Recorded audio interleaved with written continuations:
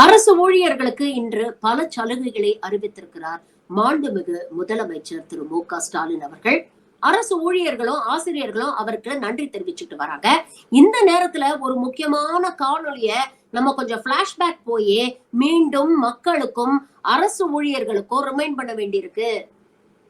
எடப்பாடி பழனிசாமி அவர்கள் அரசு ஊழியர்களை பத்தி எவ்வளவு கொச்சைப்படுத்தி பேசுறாரு அப்படிங்கறத நீங்க கேளுங்க. இது போன்ற காணொளிகளை அப்பப்ப மக்களுக்கும் அரசு ஊழியர்களுக்கும் ஞாபகப்படுத்திட்டே இருக்கணும். அப்பதான் யாரு உங்களுக்கான அரசு அப்படிங்கிறது அவங்களுக்கும் தெளிவா புரியும். அது ஹெட்மாஸ்டர் இருக்கிறவங்களுக்கு எவ்வளவு சம்பளம் தெரியுங்களா? 82,000 ரூபாய். லீவ் எவ்வளவு? 160 நாள் லீவு. 160 நாள் லீவு.